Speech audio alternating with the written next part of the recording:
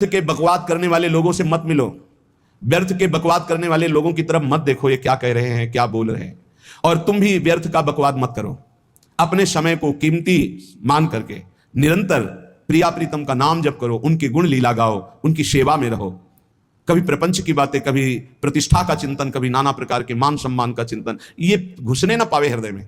बहुत सावधान रहना चाहिए साधक को। ऐसी बातें देखो मत, ऐसी बातें सुनो मत जिससे तुम्हारा हृदय उद्विग्न होकर प्रभु का चिंतन छोड़ दे। बंद करो अभी।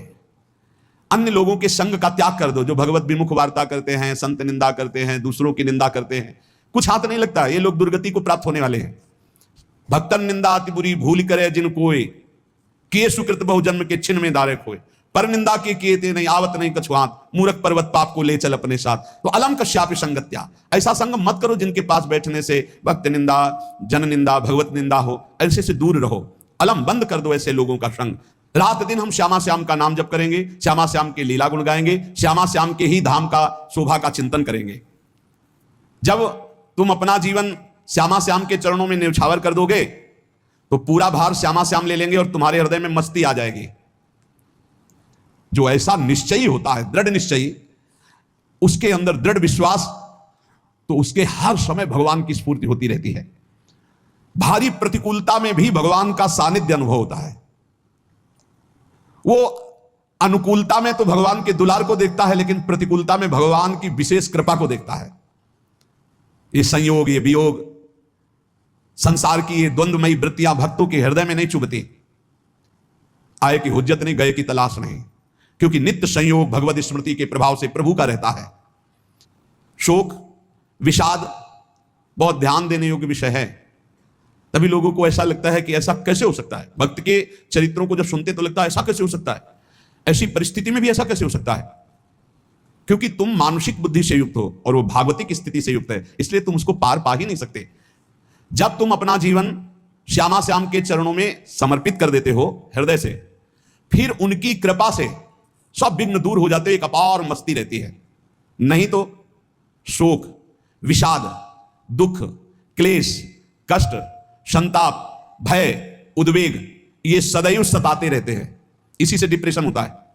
बार बार नकारात्मक चिंतन, शोक, विषाद, दुख, चिंता, क्लेश, संताप, भय, उद्वेग, यही पूरे मानसिक स्तर को नष्ट कर देते हैं। उत्साहहीन जीवन हो जाता है।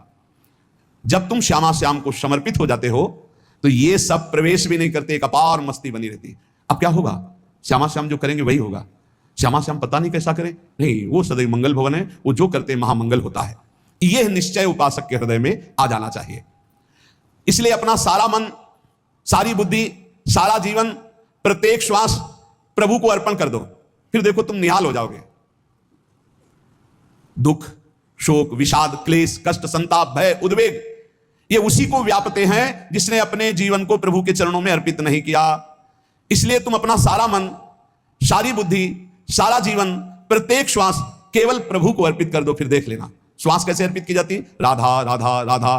बुद्धि कैसे अर्पित की जाती है, एकमात्र निश्चय भगवत सुख ही सुख है, ये जागतिक सुख सुख नहीं, ये दुख है, ये ऐसा दलदल है जिससे आज तक कोई नहीं निकल पाया।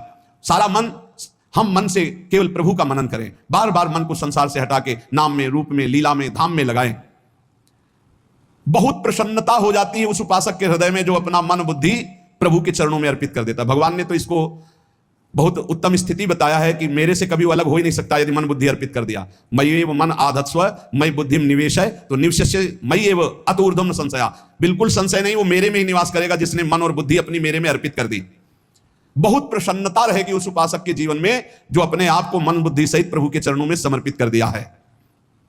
भगवान का आश्रय लेने वाले की पहचान है हर परिस्थिति में प्रसन्न रहना। देखो आप भगवद आश्रित हो कि नहीं। देखो अनुकूल परिस्थिति में तो सब प्रसन्न रहना, लेकिन प्रतिकूल परिस्थिति में प्रसन्न रहना यह भगवान के भक्तों का लक्षण है। हर परिस्थिति में प्रसन्न रहना यह भगवान के भक्तों का लक्षण है। आनंदगण भगवान का आश्रय मिलते ही आनंद छा जाता है हृदय में। उनके पास आनंद का अभाव होता ही नहीं है।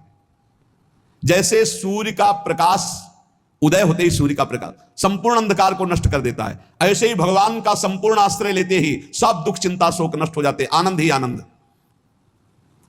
तुम भगवान के मंगलमय रूप को नहीं जानते हो, पर उनके मंगलमय भाव को, विधान को मानना शुरू कर दो।